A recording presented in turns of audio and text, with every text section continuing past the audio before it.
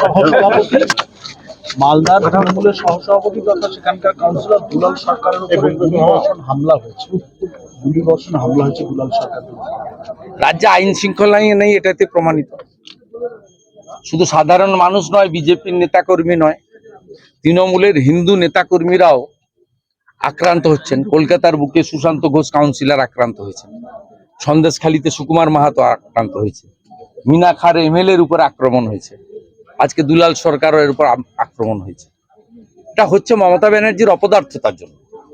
2021 সালে বিধানসভা ভোটে ভারতীয় জনতা পার্টির ওই ওল্ড মালদার প্রার্থী এমএলএ যিনি পরে জিতেছেন, গোপাল সাহার উপরও গুলি চলেছিল।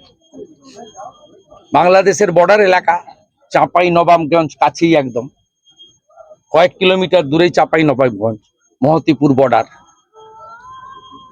কমপ্লিটলি জঙ্গিদের হাতে চলে গেছে, পুলিশের হাতে। পুলিশ ব্যস্ত কি করে বিজেপি নেতা বৃন্দাবন চকের ঘটনা, 25 কিলোমিটার দূরে বাড়ি, 30 কিলোমিটার দূরে বাড়ি, পঞ্চায়েত সমিতির চেয়ারম্যান প্রধান 12টা 5-এ টাইম দিয়েছে, 5টা 20-তে এফআইআর নিয়েছে। বসির বলে লক লাগিয়েছে, আমার কাছে সব ছবি আছে, কখন থানায় ঢুকেছে, কি করেছে, সব দুনিয়ার লোক জানে।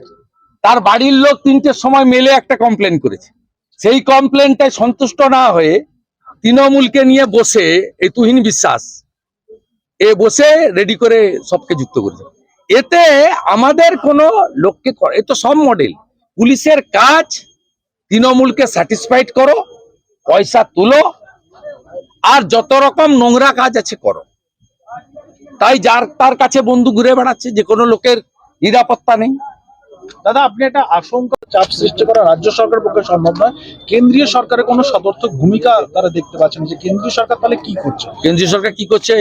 কেন্দ্রীয় সরকার যথেষ্ট কম্পিটেন্ট। পার্লামেন্টে বলেছে, এক্সটার্নাল অ্যাফেয়ার্স মিনিস্ট্রি থেকে বলা হয়েছে, ভারতবর্ষের পররাষ্ট্র সচিব ঢাকার মাটিতে গিয়ে বলে এসেছেন, ইনারা দয়া করে 600 কিলোমিটার বেড়া নেই, জমিটা দিতে বলুন, আর পুলিশ আর বিএসএফ এর কোঅর্ডিনেশন বাড়াতে বলুন। 17টা চৌকির জন্য জমি চেয়েছে, দিতে বলুন। 11টা বিএসএফ ক্যাম্পের জন্য জমি চেয়েছে, দিতে বলুন। 23 সালে 1500 ধরে দিয়েছিল বাংলাদেশিকে, 1400কে জামিন দিয়ে দিয়েছে। এবছর প্রায় 1000 ধরে দিয়েছে বিএসএফ, 900 জনকে জামিন দিয়ে দিয়েছে। এই কাজটা করতে বলুন। জ্ঞান না দিয়ে 600 কিলোমিটার যে জমি, সে জমিটা হ্যান্ডওভার করতে বলুন না। 17টা চৌকির জমি দিতে বলুন, 11টা বিএসএফ এর রেসিডেন্সিয়াল ক্যাম্পের জমি দিতে বলুন। এই কাজগুলো করতে বলুন।